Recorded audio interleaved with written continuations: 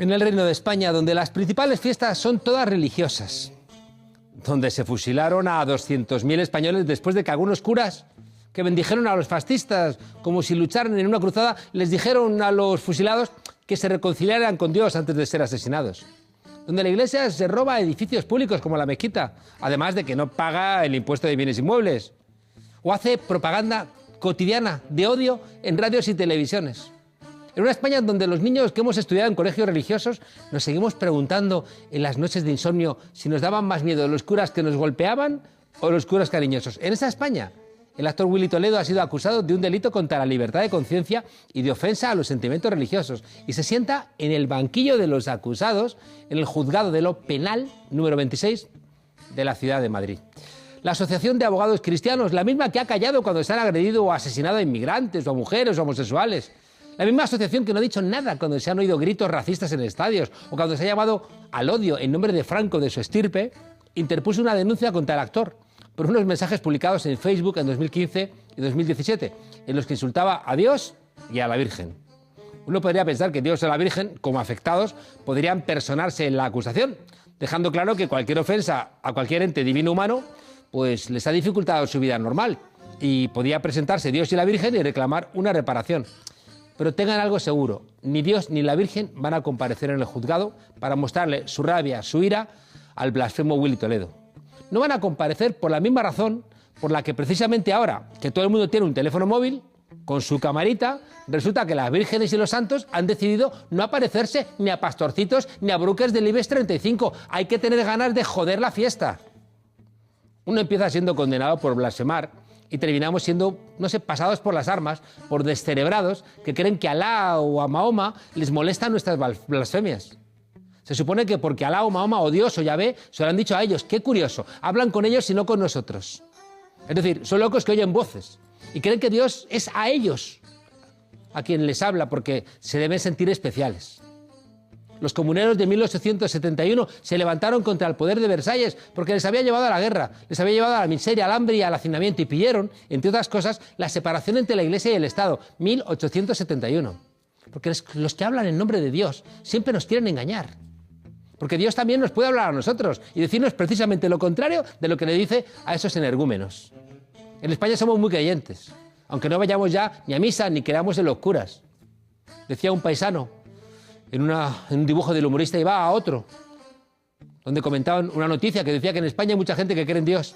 Y decía el buen hombre, yo creo en Dios. Y le preguntaba el otro, ¿en cuál? Y el otro contestaba, pues ¿en cuál va a ser? En el de me cago en. Y zanjaba el otro, en ese yo también. Con esta derecha echada al monte, ahí va, lo meterían en la cárcel. Van a volver a colgar en los bares lo de prohibido escupir en el suelo y blasfemar. Van a volver a llevarnos a hostias a misa. Y van a construir un país donde no creer en Dios, o donde pensar que las divinidades son expresiones de la debilidad humana, puede volver a ser una justificación para que nos peguen un tiro, para que nos prendan fuego, o para que nos encarcelen. No sé, hasta que Dios se acuerde de nosotros. Estamos en el siglo XXI. Bienvenidos a la frontera, desobedientes.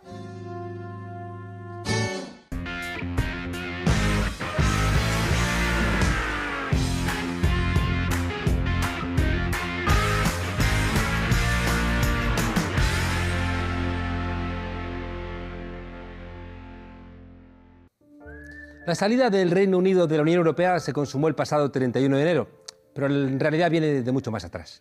Para conocer los verdaderos motivos del Brexit habría que remontarse, ¿qué? 6.000 años atrás, cuando lo que hasta ese momento había sido una tundra fría y seca en el extremo noroccidental de Europa se convirtió en Gran Bretaña. Una grieta geológica y antropológica de 33 kilómetros entre Dover y Calais, que se fue agrandando con el paso de los siglos. Conducen por la izquierda, juegan a cosas tan raras como el cricket, pesan en libras, corren en millas, dan a parir a gente como el bueno de George Smiley, en fin, y no sé, que en el estilo ese de Dr. Jekyll y Mr. Hyde puede ser gentleman y hooligans al mismo tiempo. Distinto, sí, pero a pesar de todo, los que saben del tema aseguran que esta peculiar relación amor-odio no terminará con el Brexit. Por muchas fronteras y aranceles que pongan, los españoles seguiremos leyendo con amor a Shakespeare y los británicos seguirán leyendo con amor a Cervantes. Y para hablar de esta interminable historia de ida y vuelta, nadie mejor que alguien con un pie en cada orilla del Canal de la Mancha, alguien que está en el King College y que también trabaja con La Marea. Roy Covey, buenas noches y bienvenido a La Frontera. ¿Cómo estás? Encantado de estar aquí. Siéntate, por favor. Por la izquierda, por la derecha, por donde quieras. Sí, bueno, aquí se me verá bien, ¿no? Sí, Oye, sí. Roy, ¿sale alguien ganando con esto del Brexit? Sale, bueno, sí, como con todos los procesos, yo creo que hay que ser un poco agnóstico y hay que entender que ni es una hecatombe, no es un apocalipsis, ¿no? Pero está claro que hay algunos que salen más beneficiados que otros. Yo solamente he visto muy contento a algunos mentirosos como Farage, ¿no? Esa gente que ganaron el Brexit con mentiras, y a Donald Trump. Sí, bueno, y a su representante en Reino Unido, Boris Johnson, obviamente. Sí, que hay que recordar, es un transformista político, es una persona que, bueno, viene de la clase alta británica, con muchos lazos en el continente y de pronto se ha convertido en un representante de la causa del Brexit. Yo creo que aquí lo que hay que ser conscientes es que Reino Unido, como estabas describiendo, tiene una historia muy peculiar con lo que ellos llaman el continente. Y entró tarde en la Unión Europea y está saliendo pronto. Por lo que habría un poco que desdramatizar, ¿no? Hay que entender y no convertir esto quizá en la excepcionalidad que a veces se lee desde aquí en algunos medios, sobre todo de centro liberal, ¿no? Que tienden a enfatizar excesivamente el rol de la Unión Europea cuando es absolutamente distinto en España que en Reino Unido. Claro, sí que es verdad que el régimen que se instaura al finalizar la Segunda Guerra Mundial, ¿no? Con dos bloques, el soviético, el occidental, bajo el paraguas de los Estados Unidos, se ha quebrado. Y justo en un momento en donde hay una emergencia de Rusia, una emergencia de China, Gran Bretaña decide abandonar su compromiso con Europa para acercarse, parece irremediablemente, hacia esa América de Donald Trump. Sí, efectivamente. Además, los que hayan estudiado geopolítica saben que a veces es verdad que el mundo se parece a una mesa de billar, ¿no? Que si abandonas un campo, inevitablemente te vas a ver a los brazos del otro. Y es cierto que explícitamente el proyecto de Boris Johnson y del Partido Conservador a día de hoy, una vez han expulsado a los rebeldes, es lo que se podría llamar el Plan Singapur, ¿no? Que es acercar Reino Unido a los estándares económicos, sociales de los Estados Unidos. Hay que pensar que todo esto obviamente viene de la crisis económica y la crisis económica viene de la transformación del sistema de Bretton Woods en los años 70. En Reino Unido pasa a dominar las finanzas el resto de la economía y Londres específicamente. Entonces lo que sucede es que hay un proceso desde la llegada de Margaret Thatcher al poder de desmantelamiento de las industrias. Entonces, lo que ha gobernado, digamos, las intenciones del Partido Conservador desde entonces ha sido mantener el consenso de las finanzas y mantener el rol de Londres como centro mundial de intercambio. Claro, pero a veces tengo la sensación de que solemos repetir eso de era una buena idea en su cabeza, como si los actos no tuvieran consecuencias. Acaban de ganar las elecciones el Sinn Féin. Sí, efectivamente. Sí, sí. Casi como lo primero que ha ocurrido después del Brexit es que el Sinn Féin gana las elecciones. Esto, que también lo comentábamos en El Salto, en uno de los artículos, ¿no? Que hablábamos, la primera y la última colonia del Imperio Británico está sufriendo las consecuencias del Brexit. Efectivamente, lo que muchos irlandeses han sentido respecto a esta decisión es esa impunidad británica, ¿no? Ese legado postimperial, digamos, de tomar una decisión unilateral cuando hay una frontera surgida de un proceso de paz muy complicado entre Irlanda, la República Irlandesa e Irlanda del Norte. Es obvio que, aparte de, obviamente, el cansancio con las políticas de austeridad irlandesas, el apoyo al Sinn Féin tiene mucho que ver con ¿Y nos caen mejor los irlandeses, a lo mejor? Bueno, ahora los irlandeses. Bueno, podría ser. Hay que recordar, primero de todo, el voto del Brexit, como bien sabemos, fue prácticamente mitad-mitad del país. O, bueno, no mitad-mitad del país, sino mitad de los votos contados. Y luego, en segundo lugar, que existe mucho voto hacia el Brexit que es prestado. Bueno, hacia el Brexit no, hacia Boris Johnson en estas últimas elecciones. Los análisis demuestran que esos viejos votantes laboristas lo que entendieron era que esta elección era un plebiscito. Y el problema era que en un lado tenían a un partido conservador totalmente reconciliado con la salida y luego una serie de partidos, incluido el laborista, que tenían distintas posturas.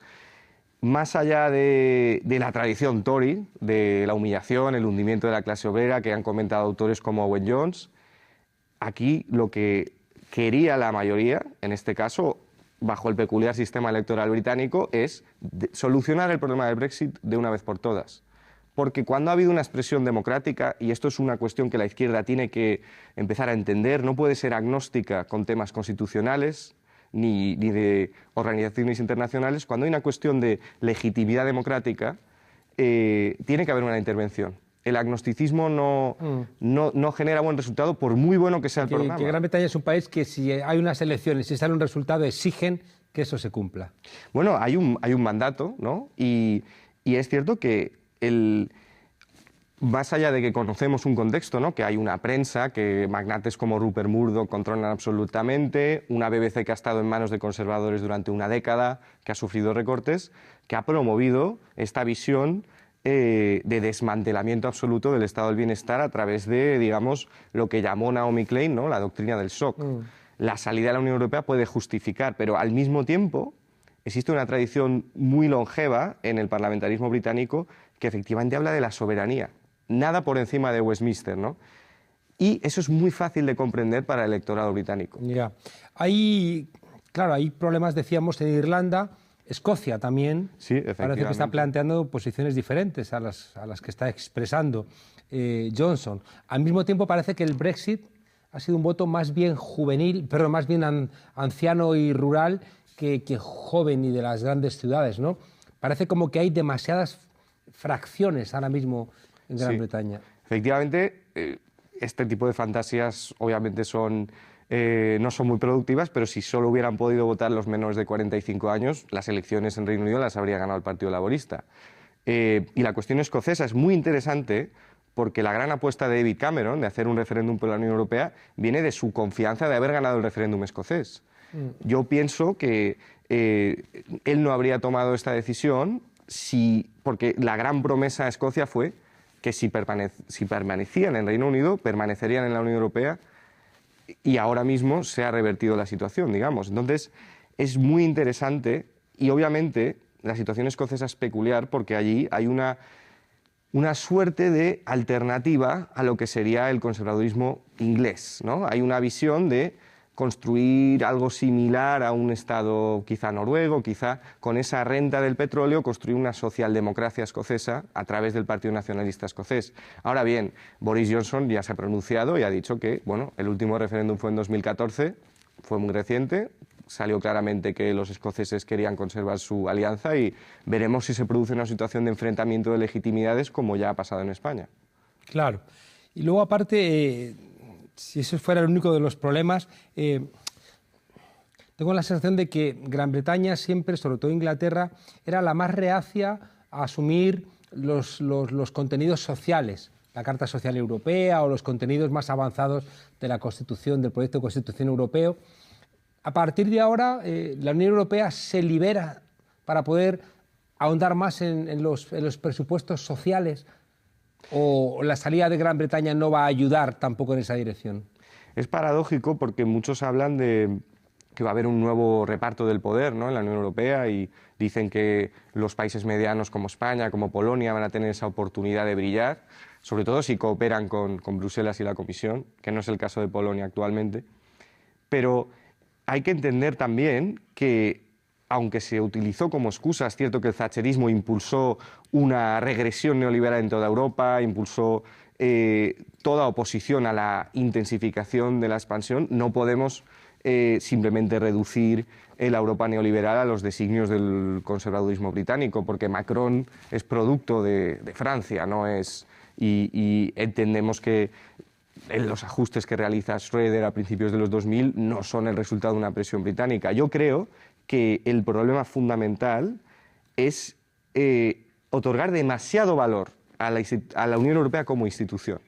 Quizá la izquierda tiene que empezar a entender que hay que ser muchísimo más, como he dicho antes, agnóstico. Hay que intentar trabajar desde dentro. Una vez perdida esa visión alternativa que defendían Varoufakis y otros en 2015, hay que dar una batalla para llenar de contenido quizá los próximos 5 años, ¿no?, de la Comisión, porque, como dices tú, la salida de Reino Unido pues abre un poco un hueco ahí. Y bueno, las propuestas que se han comentado de un salario mínimo para todo el continente, los mensajes de ánimo, digamos, al gobierno actual de coalición en España sugieren que hay espacio para cierto progresismo. Y no olvidemos que España tiene muchísimo trabajo para converger.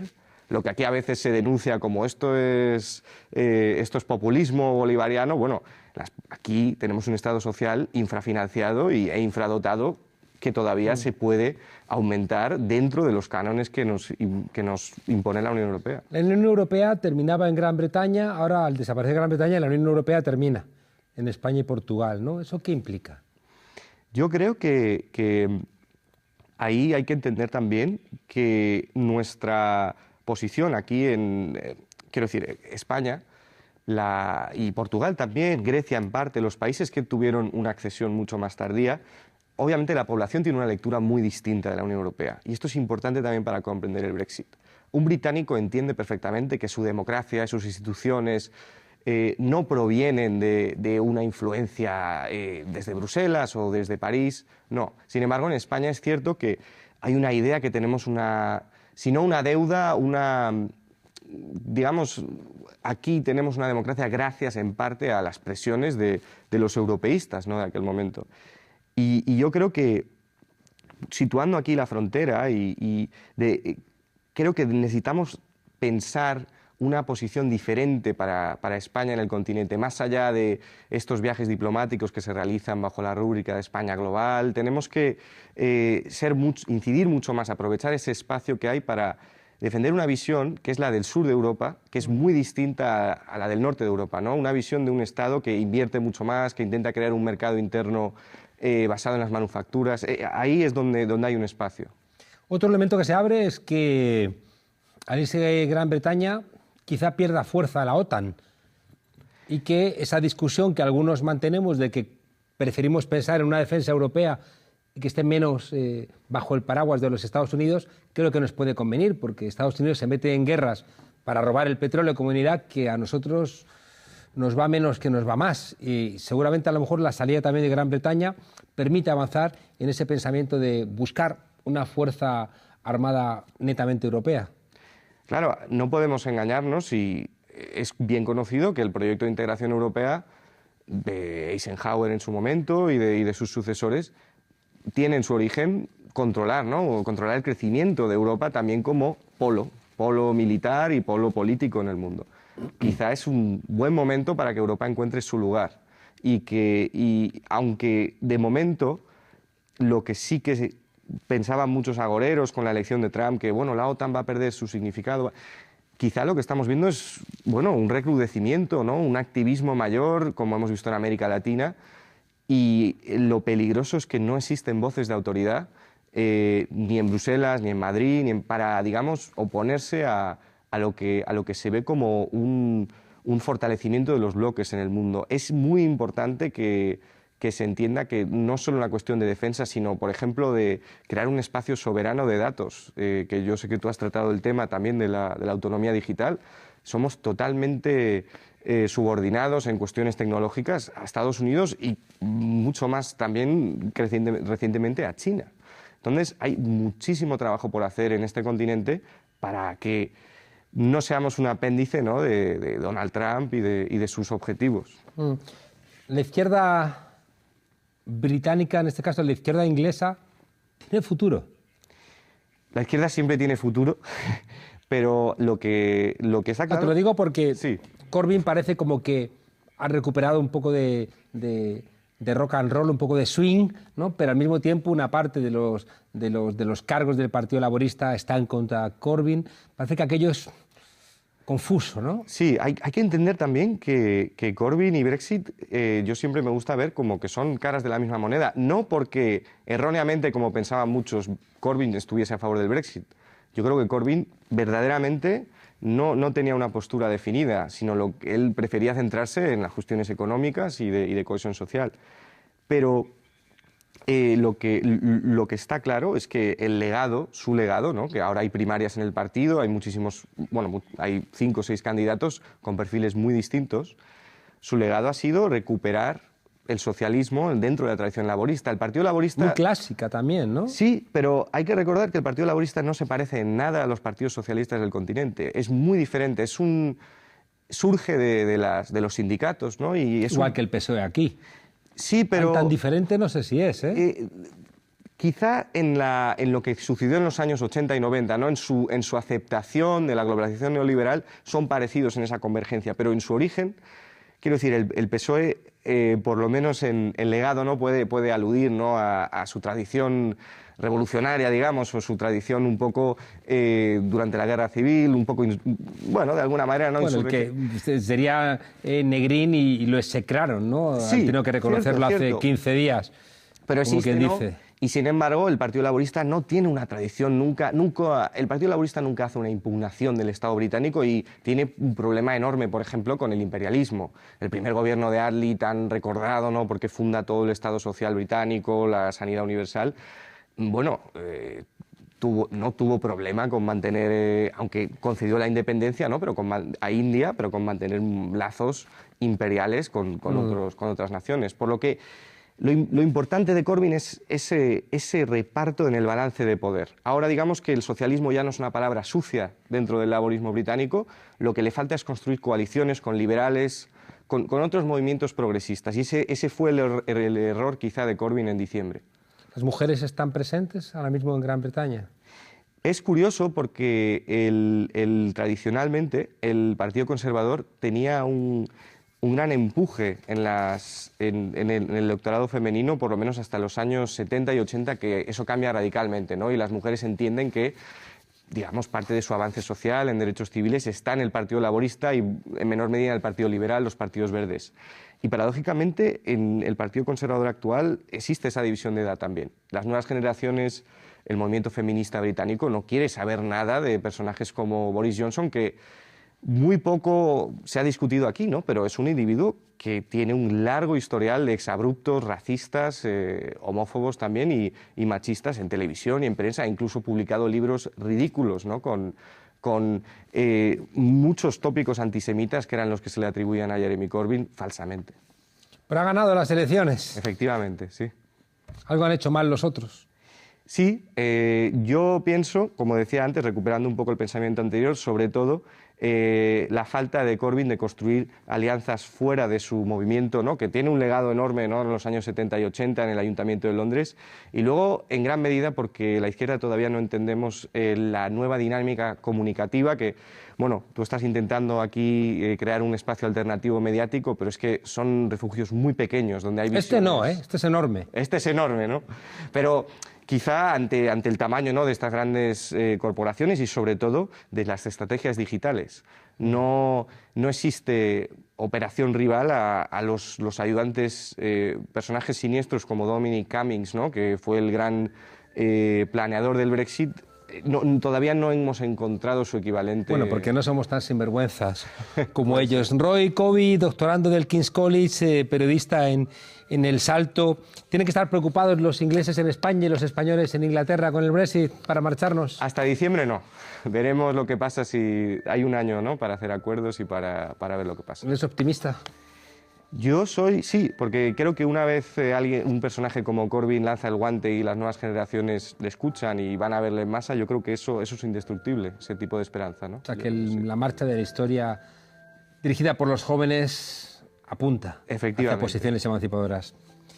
Que los dioses, no sé, celtas te escuchen y que los dioses anglosajones no sean ajenos a tus plegarias. Peregrinaremos a Stonehenge. Que así sea, con los druidas. Sí. Roy Covey, muchísimas gracias, Covey, muchas gracias por acompañarnos aquí en esta frontera ampliada pese a las salidas. Hasta pronto, muchas gracias. Muchas gracias. Muy bien.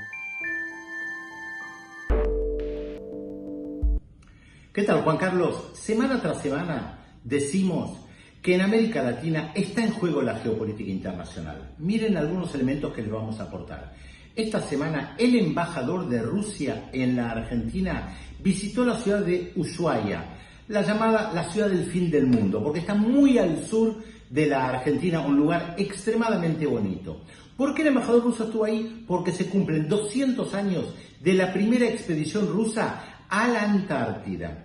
Dos temas importantes al respecto. En primer lugar, el embajador dijo: se acabó la era del colonialismo y Rusia apoya claramente a la Argentina con el reclamo de que los británicos se retiren de las Islas Malvinas. Y el segundo elemento muy importante, la Argentina es un país bicontinental. Tal vez mucha gente no lo sabe, pero la Argentina tiene una parte en América y la otra que está en la Antártida. Y por eso el tema de la Antártida es importante para la Argentina y, por supuesto, para la geopolítica internacional.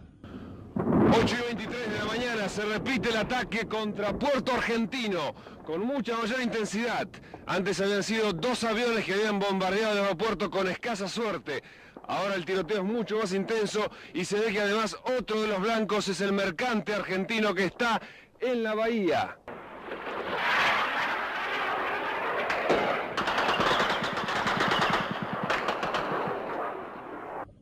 Y seguimos con la geopolítica internacional porque esta semana el Washington Post y una cadena de televisión alemana reveló que esta empresa cripto de origen suiza mantenía supuestamente encriptados los mensajes de 120 países, pero que en realidad estaba siendo controlado por la CIA y por la Agencia de Información Secreta de la República Federal Alemana. ¿Por qué afecta esto a la Argentina, a Chile, a Brasil? Porque durante la Guerra de Malvinas, que ya señalamos, en 1982, la Argentina pensaba que tenía, gracias a esa empresa cripto, sus mensajes completamente encriptados. Ahora se revela que no, y que en realidad la CIA le pasaba información al Reino Unido sobre todos los movimientos que estaba haciendo la Argentina. Y esto ya ha suscitado muchas preguntas también en Chile, en Brasil y en otros países de América Latina. ¿Cuán encriptados estaban realmente los mensajes que se mandaban y hasta dónde Estados Unidos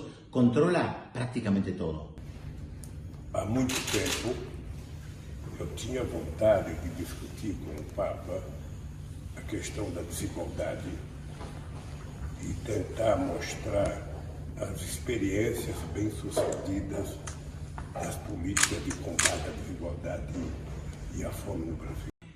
Y si hablamos de geopolítica internacional, Juan Carlos, nadie representa mejor que el Papa, y no porque sea argentino. Recibió la semana pasada a Lula da Silva en el Vaticano y claramente le mostró su apoyo frente a esto que se llama el lawfare, la persecución judicial de políticos y políticas para meterlos presos y, oh casualidad, políticos progresistas. Recordemos que Lula da Silva estuvo 580 días preso, Juan Carlos, y que por eso la declaración del Papa fue tan importante. Pero otro elemento más. Habló de la Amazonia porque la semana pasada el Vaticano, y esto es el Papa Francisco, emitió un largo documento de 88 páginas hablando de la situación en la Amazonia, la pobreza, los desprotegidos, los pueblos indígenas, las mujeres. Claramente un mensaje de crítica a lo que está haciendo Jair Bolsonaro, hoy el presidente de Brasil.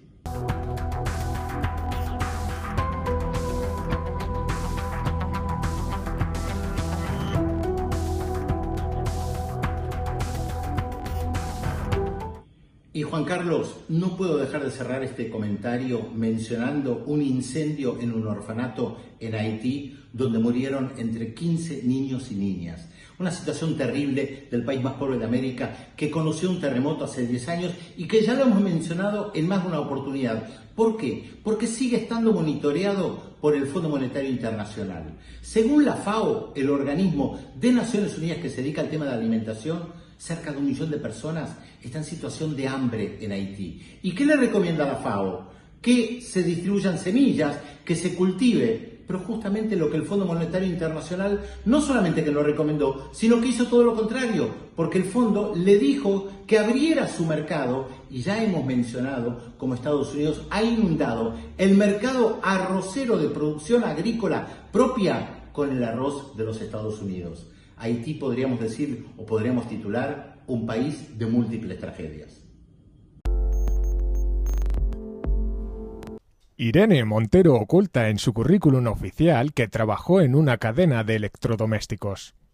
Hay que ver cómo está el servicio. Les dejas estudiar un poco y, no sé, terminan de ministras de Igualdad.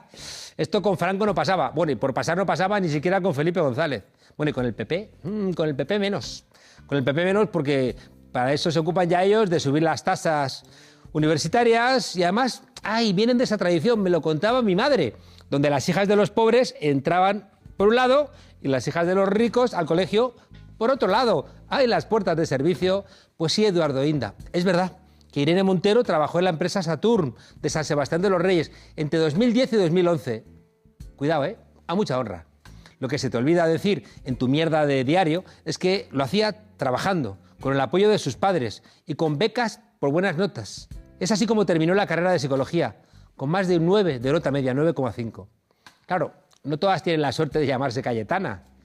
Irene Montero, te lo aseguro, sacó más matrículas que la estirada de Cayetana.